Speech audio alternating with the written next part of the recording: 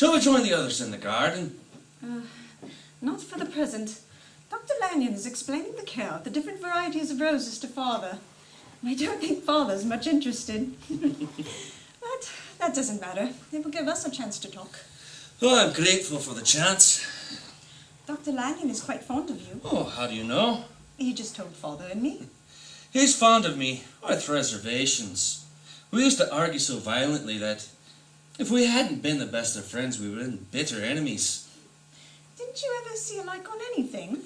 Well, at least not on the subject of science, at least. You see, one of my pet theories is the duality of man. Something Lanyon's always termed scientific balderdash. And do you really believe that there are two natures in every man? Oh, of course. One of good and one of evil. That's a little difficult to believe. Oh, why so? Well, take your case, for instance. Yes. I've always thought of you as having but one nature. One embodying kindness, gentleness, consideration, and affection for all things.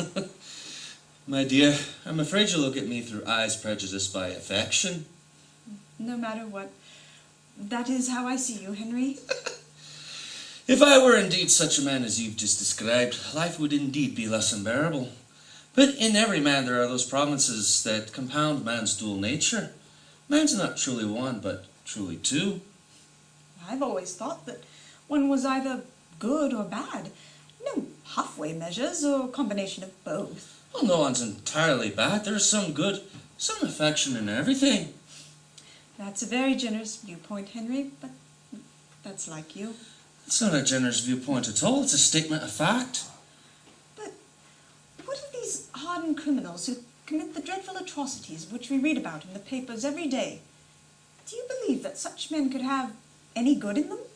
These men may have virtues which far exceed the so-called good and pious. No, Henry. Don't laugh, you hear me? Don't laugh. Henry? I'm sorry, Diana. But what I happen to say is true, and I know it. In these fiends, these maniacs, these criminals, are virtues, just as in the good there is often the desire for crime. Haven't you often read of the man who lived an exemplary life, who committed some atrocious crime? Yes, I have. The courts and his friends looked for a reason for the change, but there was no reason at all. The desire for the crime was always there. He who has the two forces of good and evil, that the good always balances the evil, is indeed blessed. You must believe what I say. Henry, you amaze me. You look at me with eyes different than I've ever seen before. Your tone, your manner, it isn't Henry Jekyll at all. What's come over you?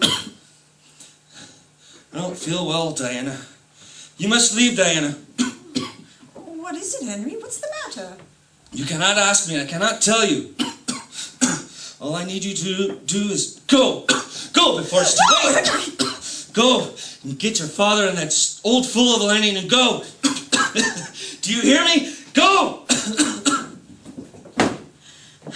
Father, Dr. Lanyon! Come quickly. What has happened? Miss Carew, what's worried? What's the problem?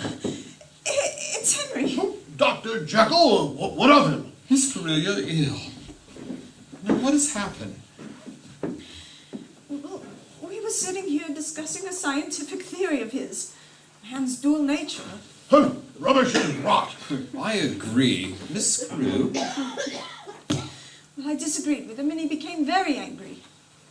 Well, I wouldn't let that upset you. We've had many such similar disputes. But then suddenly it was as if he had become someone else. An almost entirely different person. Any girl who starts to believe that sort of rot is in need of a good night's rest. It isn't imagination. I tell you, he was someone else. He made a move toward me that terrified me. Well, where is the scoundrel? He went into his laboratory and banged the door, after ordering me from the house. What's this? Ordered you from the house? He said, "Get your father and that old fool of a Lanyon and go." Oh, fool! Well, that's a fine thing to call an old friend. Perhaps he's overwrought. After all, he has been working very hard. That doesn't excuse his not being a gentleman. Certainly not. Old fool indeed. I'm going to demand an explanation. Here. Henry! Henry! Get away from that door! Do you hear me? Get away from that door! Get out of this house! Whew.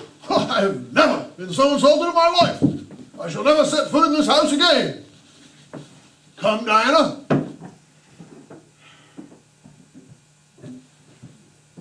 Dr. Landon, what do you suppose is the matter with Henry? I don't know. I've been so worried and puzzled about him for so long. You know, he's done a lot of strange things, but this is the strangest of all. I suppose we should go. Perhaps tomorrow he'll be himself again. Do you hope so?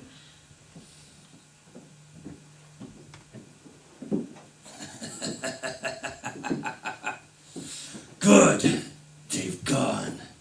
And just in time, too, for I should have killed them if they stayed. I hate that pompous Sir Danvers. And that stupid Lanyon and that simpering pious Diana. I hate them! What a beautiful moonlit night. Perhaps I can find another little child to trample down in the street. How she cried and begged for mercy.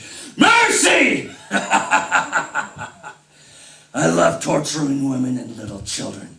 They're so helpless.